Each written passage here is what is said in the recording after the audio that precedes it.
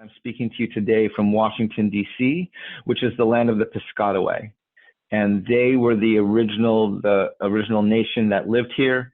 And it was the Piscataway who were removed from this area, District of Columbia, Maryland, and Virginia, so that this district and these states could be established. And I just want to acknowledge the Piscataway as the host people of these lands and thank them for the stewardship they've had of these lands for hundreds of years.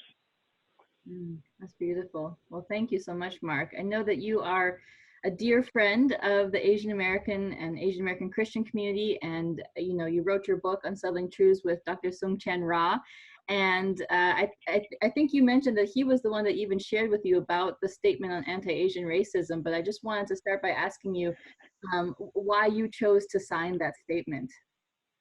And thank you for. Yeah, well, you're welcome. I chose to sign the statement because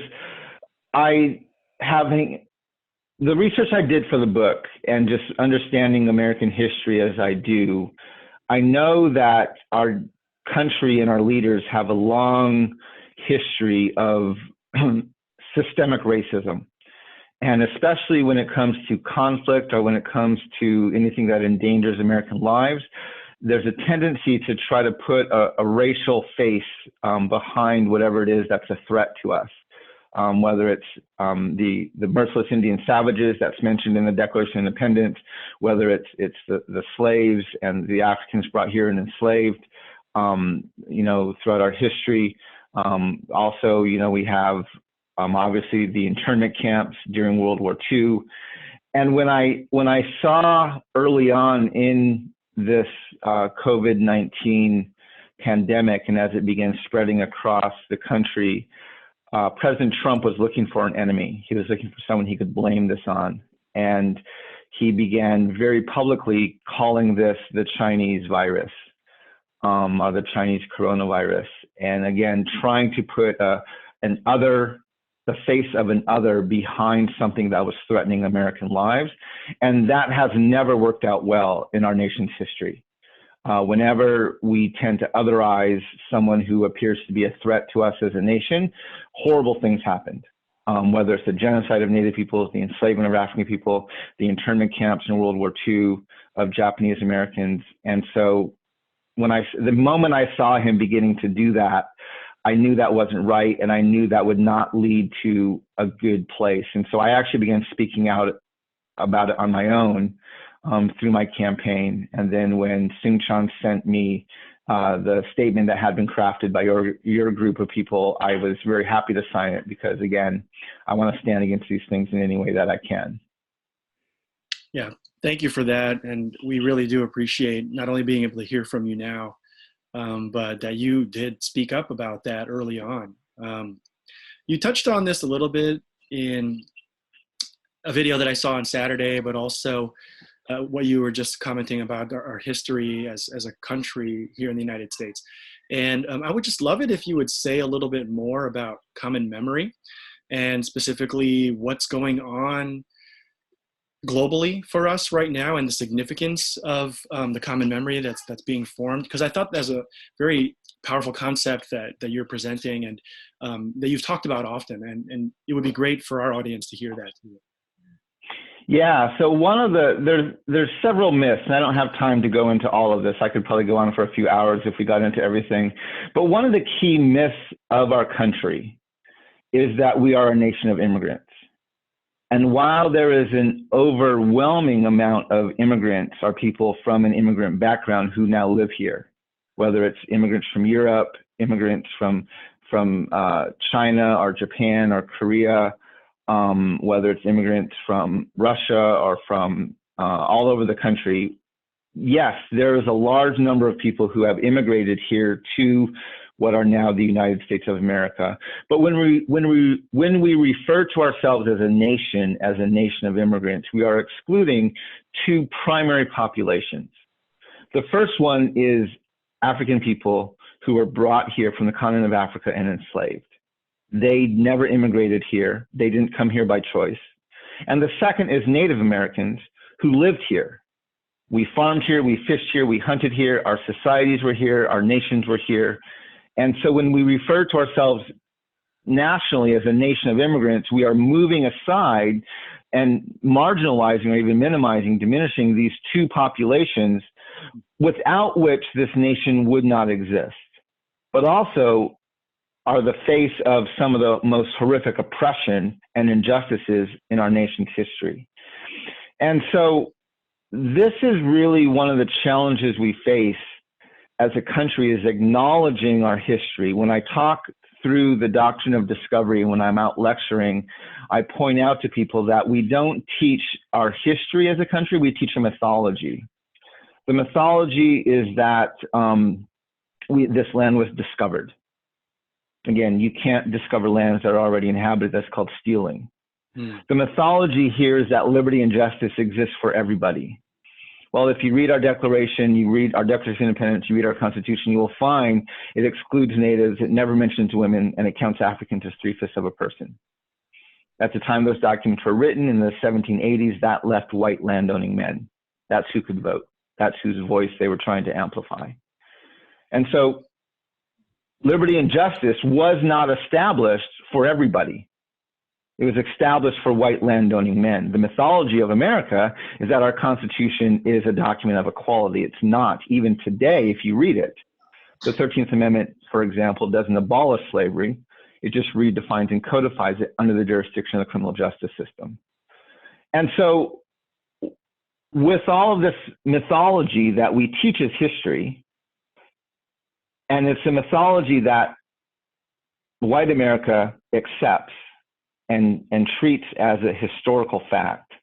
And yet we have communities of color, we have women, we have other minority groups that have the lived experience of stolen lands, broken treaties, slavery, Jim Crow laws, Indian massacres, boarding schools, internment camps, exclusionary acts like the Chinese act that was the act against the Chinese when they were brought here to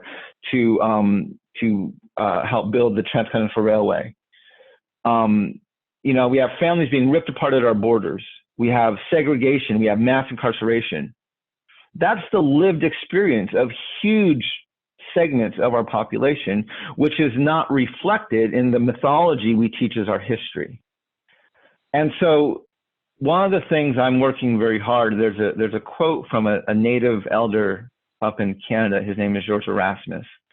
And he says that where common memory is lacking and where people do not share in the same past, there can be no real community. Where community is to be formed, he says, we have to start by creating a common memory. That quote's genius because it gets to the heart of our problem. And it allows us to talk about these things that have been horrific in our past that we've never known how to deal with and wrestle with them, not just to shame people, not just to make them feel bad, not just to extract some sort of vengeance, but we can bring these things up and talk about them as a way to heal ourselves as a community. Because if you look back, again, we have this notion in our country that, well, I'll go back to the 2016 election. Donald Trump was running to make America great again. Hillary Clinton didn't want to be outdone, so she responded by telling her supporters, America is great already. So they both agreed our past, our history, our foundations were great. They disagreed if we were great in 2016. Donald said no, and Hillary said yes. So we had this huge debate in 2016 that many people thought was about racism versus anti-racism or equality versus inequality. But it really wasn't. The debate we were having as a nation was, did we want Donald Trump to make us explicitly white supremacist, racist, and sexist again? Or did we want Hillary Clinton and the Democrats to work to keep our white supremacy and racism implicit? And that was the debate we had. And we actually voted for implicit. And then the Electoral College, which was established to amplify the voice of white landowning men, gave us explicit. And so again, this is the challenge we face, is we don't have a common memory. We don't know how to deal with that history. But the promise of dealing with this history, of creating this common memory, is that we can have a healthier community. And if you look back over the history of our nation, there is not a single point you will find that we had healthy relationship across racial boundaries. Mm. There's not a single point. I was in a conference maybe a year and a half ago with a prominent white Christian leader. And he kept talking throughout this conference about how great the 40s and 50s were and how wonderful of a time that was. And our nation was booming economically and we were getting people into colleges and blah, blah, blah. And finally I raised my hand and I said, sir, when you say that, would you please qualify that statement by saying it was great for white people? Mm-hmm. Because back in the 40s and 50s, we still had segregation. We still had natives and Indian boarding schools. We still had all of these other injustices going on. We had mass incarceration that was happening. All these things happening. So yes, he was a white man, and I'm sure that period of time was great for him and his family. Mm-hmm. But there were huge sections of our population that it wasn't great for. And so this is, when I talk about common memory, this is what I want to acknowledge. Again, not to shame people, but to say, no, we can actually work to achieve this, to teach this memory so that we can, for the first time, have healthier relationships across gender lines, across racial lines, even across socioeconomic lines. Yeah, that's powerful. And it's so important right now because you are running for president as an independent, and your tagline is #AllThePeople, which I think is really, really important. And you say that you want to invite all Americans to build a nation where, for the very first time, we the people, all the people, including women, including Native Americans and Black people and Asian Americans and all the rest. And so I love that. And could you tell us more about that and that this idea of all the people? Yeah, well, so I got this, I mean, as I've done the research for this, my book and my teaching on the Doctrine of Discovery, one of the things I began to realize very quickly is there's this horrible history we don't understand. So for example, Abraham Lincoln, not only was he a blatant white supremacist who didn't give a crap about Black lives, there's a quote of him hanging at the Lincoln Memorial that says, if I could save the Union without freeing a single slave, I would do it. Not only do we have that, but we also have him, after signing the Pacific Railway Act and after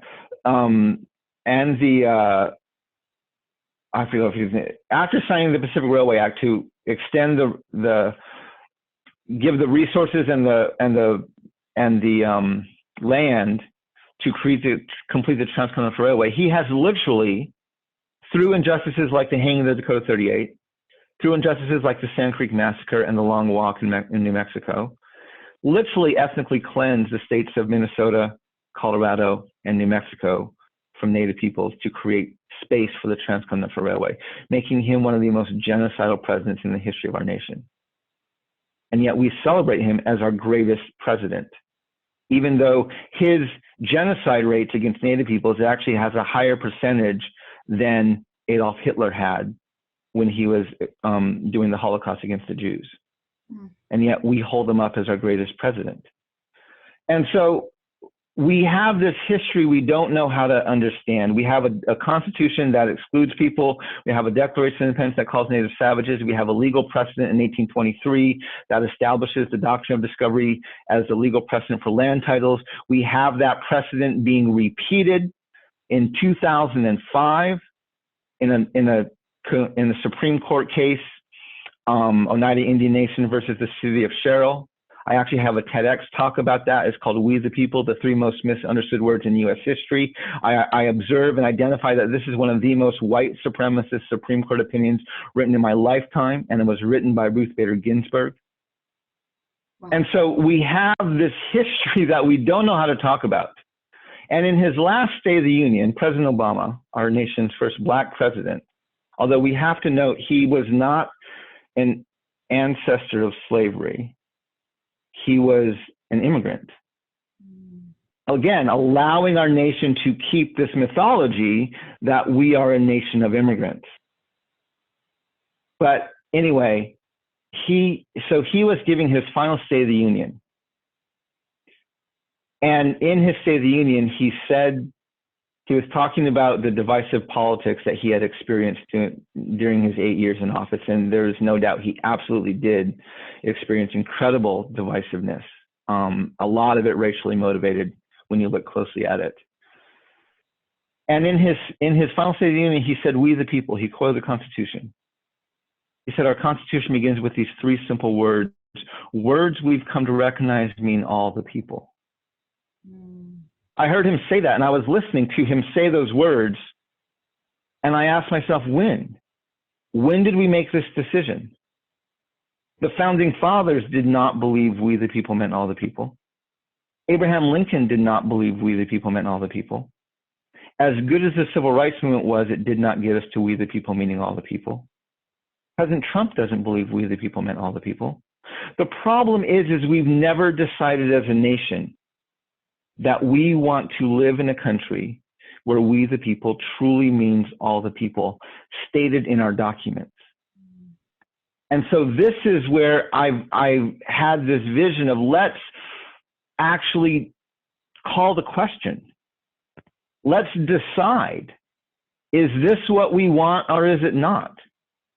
Do we want to be a nation where everybody is included, or do we want to continue down the racist, sexist, white supremacist path we've been on for the past 250 years?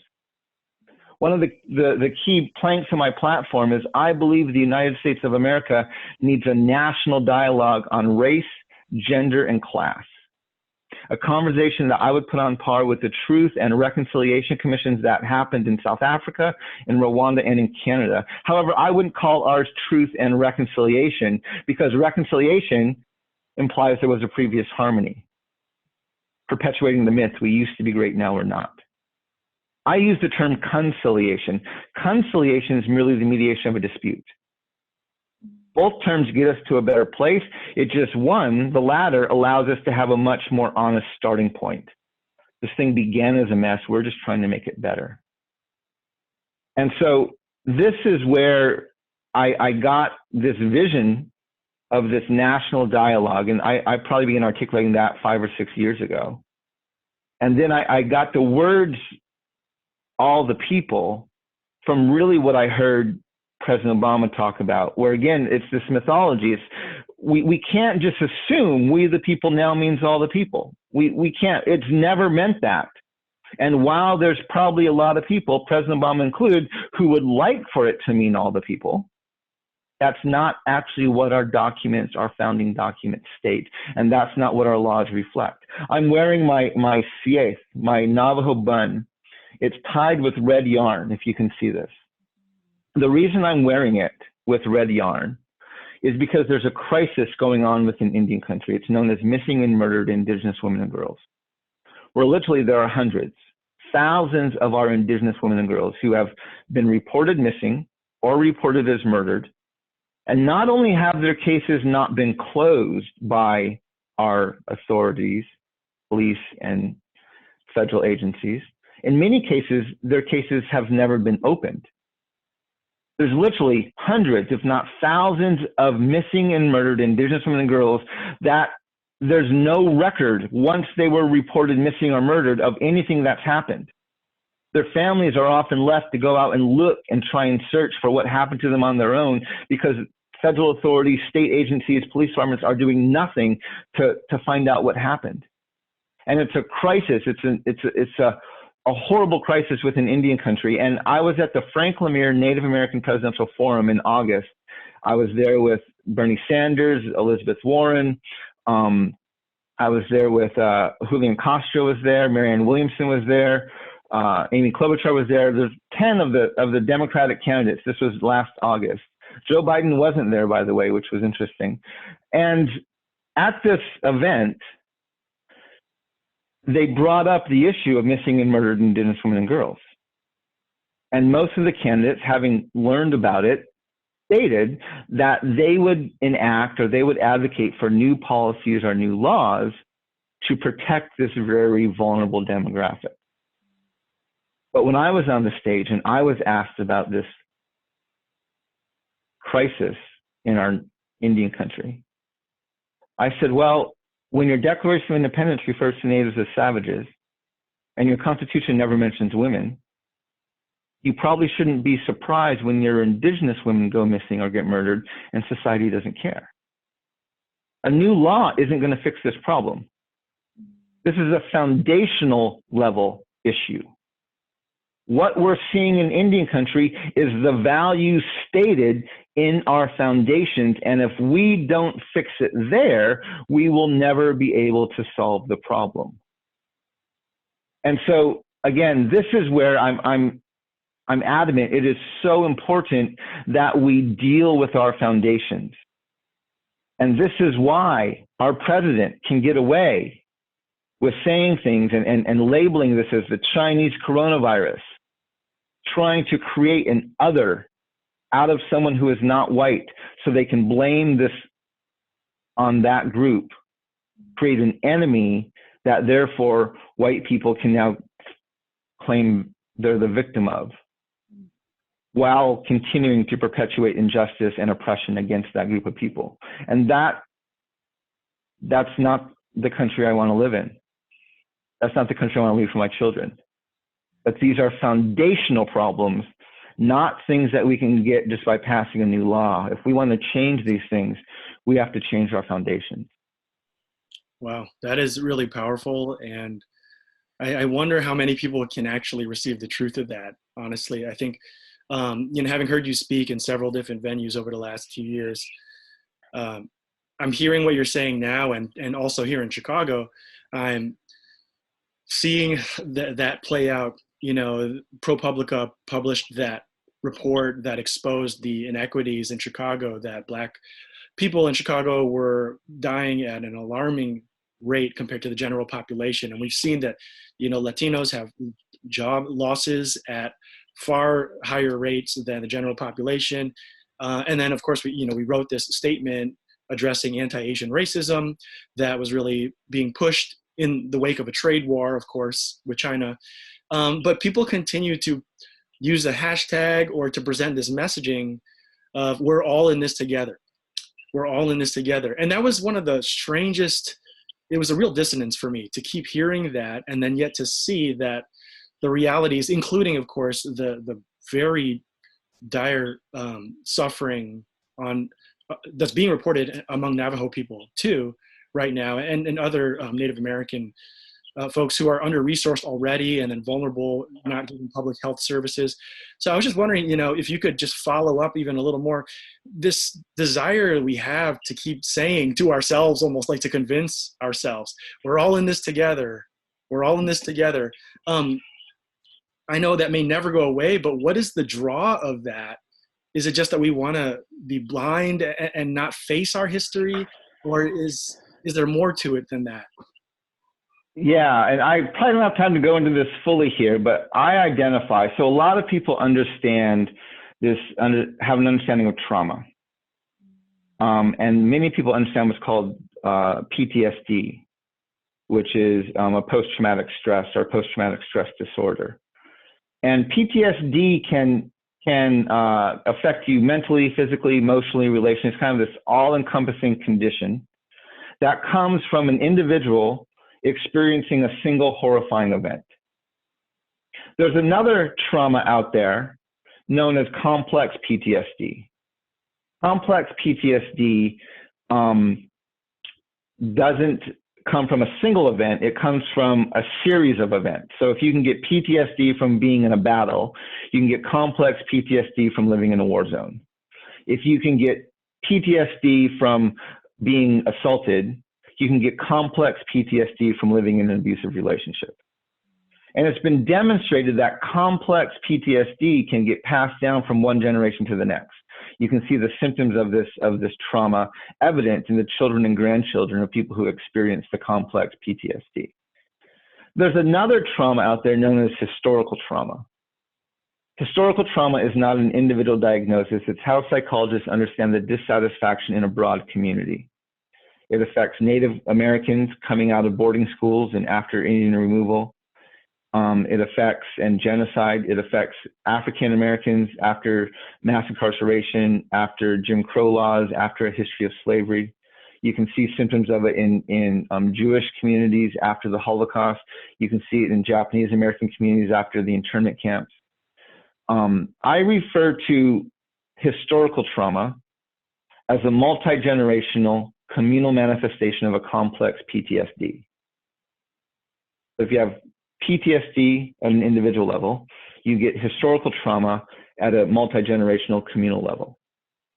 And so by understanding those traumas, we can help better communicate with those demographics. If I understand the trauma or the historical trauma of my native communities, I can speak to them better about this history.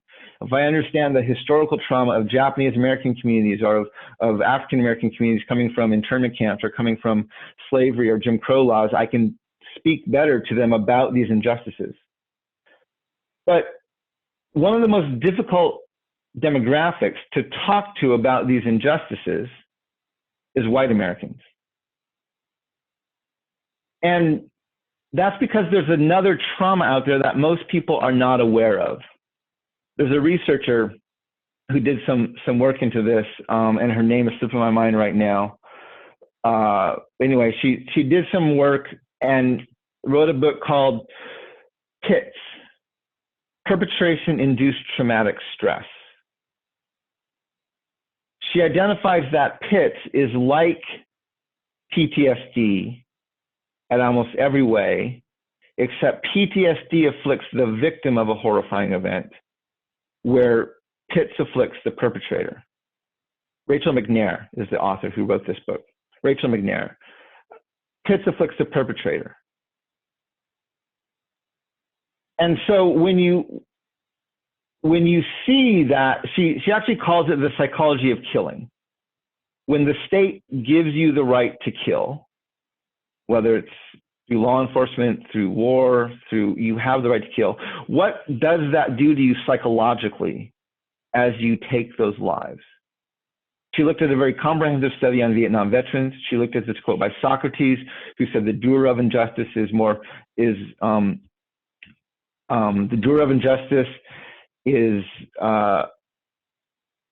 hit harder than the perpetrator. I said that wrong. I forget the quote exactly. And so she found that there is this perpetration-induced traumatic stress. So I took that research and hypothesized that if PTSD has a multi-generational communal manifestation that we call historical trauma that afflicts the victims of these horrifying events, it would make sense to me that PITS would also have a multi-generational communal manifestation that I identify comes from, that is afflicting white America for standing on the backs and having perpetrated these injustices. And so I actually understand white Americans as another group of traumatized people. Now, they're not victims of trauma. This is a perpetration-induced traumatic stress. This doesn't justify their behavior, nor does it make it right. But it helps me understand the reactions that we get when we try to bring these dialogues in at a national level. So one of the first symptoms of trauma is shock and denial. So once we understand that, we can now see why our nation teaches this mythological history and doesn't know how to deal with some of the very clear historical facts of what we're standing on. It's this multi-generational communal manifestation of this perpetration-induced traumatic stress that white America is doing its best to live in shock and denial of. And so I found that by understanding how this trauma afflicts the larger communities, suddenly so much of what's happening around us makes more sense. And it actually gives me better tools to more effectively engage the dialogue within those communities. And so this is one of the things I'm working very hard to do is I'm looking for ways, and my campaign is all about this. I'm looking for ways to engage this dialogue that our nation absolutely does not want to have. Our nation does not want to talk about our systemic problems. We would rather believe that the United States of America is racist, sexist, and white supremacist in spite of our foundations.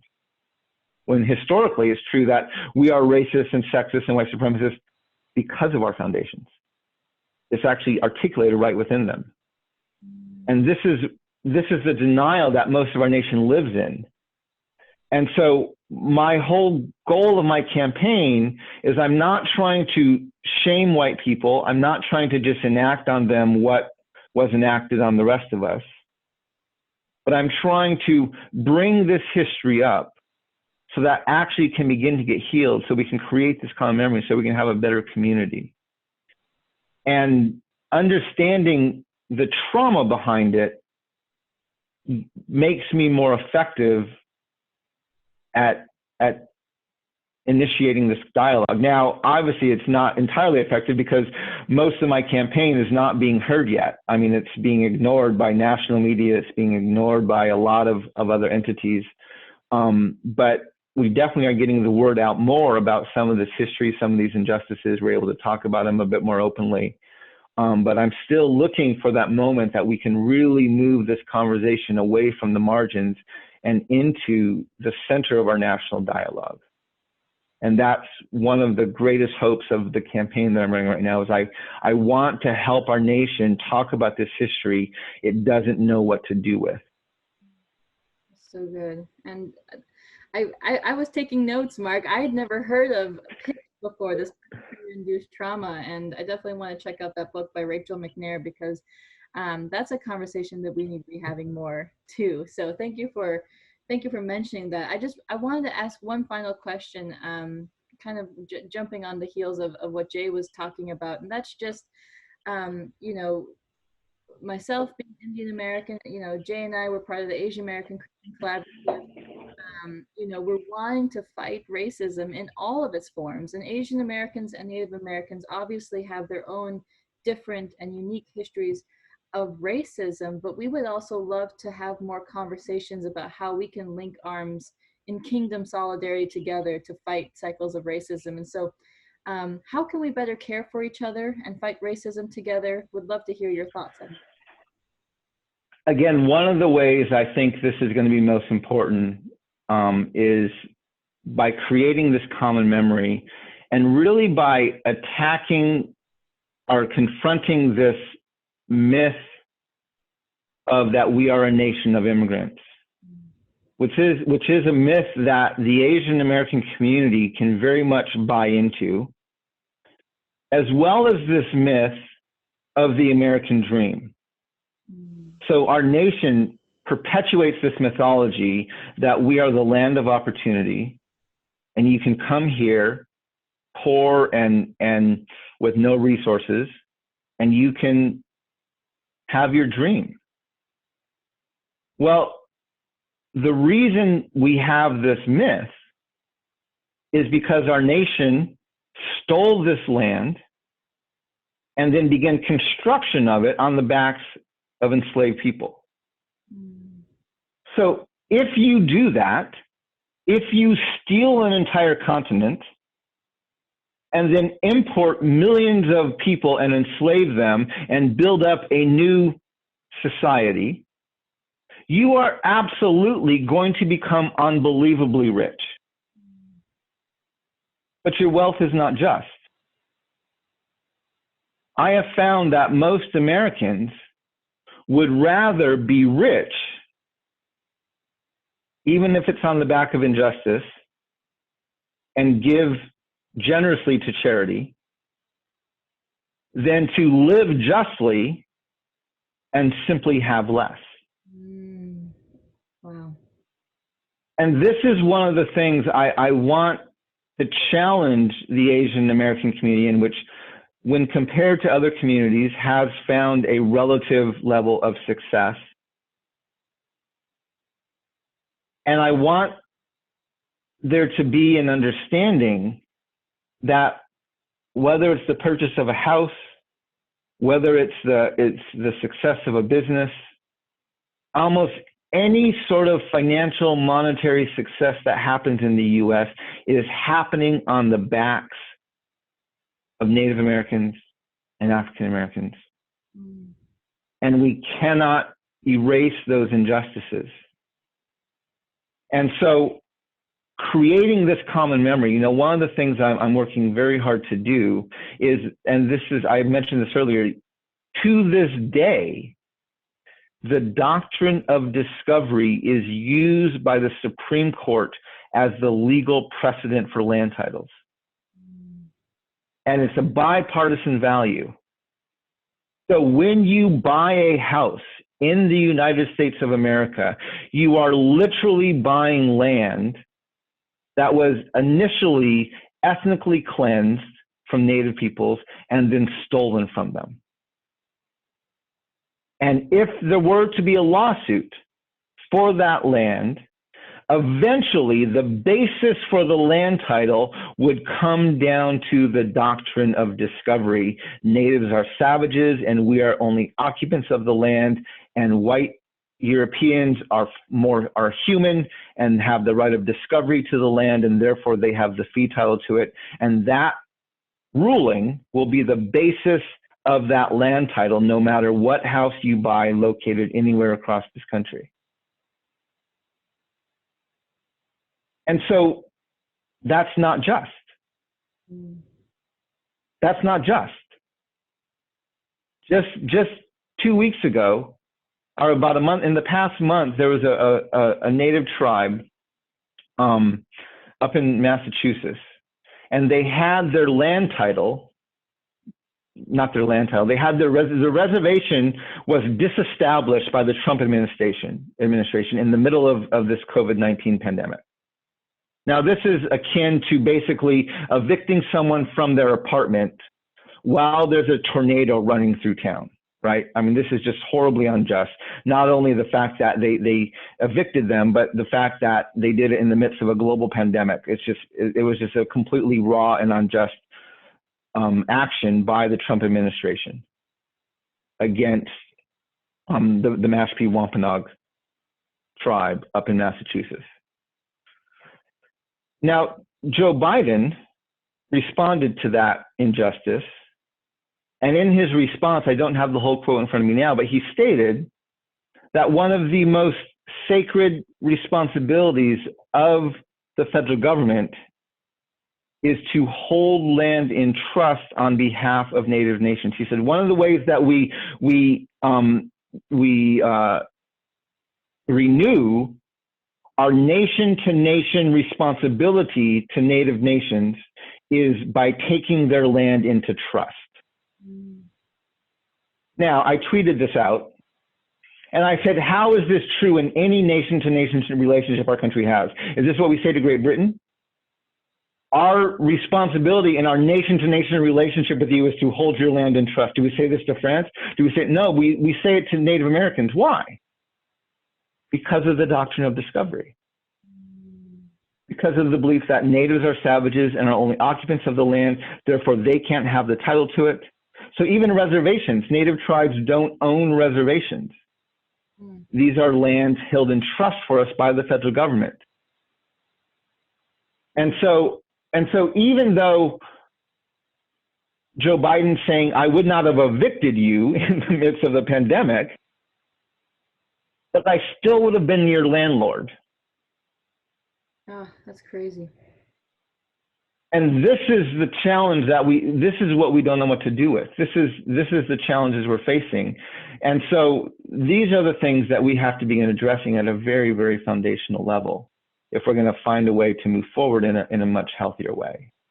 And so I want not just Asian Americans, I want all Americans to understand that success in this nation, in the way our country was founded, in the way our foundations were established, and in the way society has grown for the past 250 years, financial success within the United States of America is absolutely accomplished on the backs of African people and Native Americans.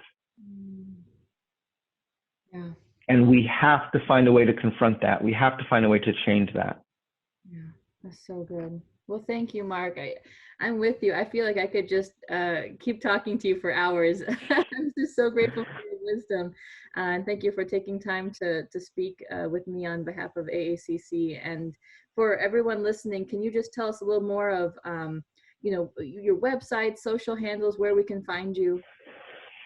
Yeah, so my website for my campaign is markcharles2020.com. And I'm on Twitter as Wireless Hogan, WIRELASSHOGAN. I'm on Instagram as Wireless Hogan. I also have a Facebook and Instagram campaign account, and that's Mark Charles 2020 on both of those. And on Facebook, my professional page is Mark Charles Wireless Hogan. I'm very active on all these social medias. I also have a YouTube channel, Mark Charles 2020 as well. But if you go to our website, you'll get links to all of our social media, both mine as well as our campaign social media. And you can learn more about our policies. You can learn more about the things we're advocating for. You can find out how you can support us. And yeah, we're doing our best. We've seen a lot of growth in interest in our campaign, especially since Bernie Sanders dropped out, and now it's just down to between the two parties of Joe Biden versus Donald Trump. And so we've been getting a lot of interest in our campaign of people who are feeling like they can't support either one of those candidates and are looking for a good third party or independent alternative. That's great. Great. Well, thank you very much. And also your book, Unsettling Truth, you can find that, I'm sure, on Amazon, University Press. Yes, yeah. So that book, I'm very glad that book is out there. It's a pretty complete articulation of this history of the Doctrine of Discovery, as well as the solutions that we need with this national dialogue on race, gender, and class. It really was written, that book was written more directed towards the church, to help the church understand how it got from the teachings of Jesus, which said to love your enemies and pray for those who persecute you, how it got from that to a doctrine of discovery and a Christian empire that would go off and kill in the name of God and country. And so it was written for a church, but it's actually very accessible even for people who aren't Christian, because whether or not you're Christian, by the fact that you live in this nation, the history of the church helps shape the history of the land you're living in. And there is a Christian doctrine known as the Doctrine of Discovery. That is why you're able to buy and sell land here in the United States of America. So even if you're not Christian, you should understand how this came about and the way it's influenced the country you live in, the foundations you stand on, and even the house that you live in.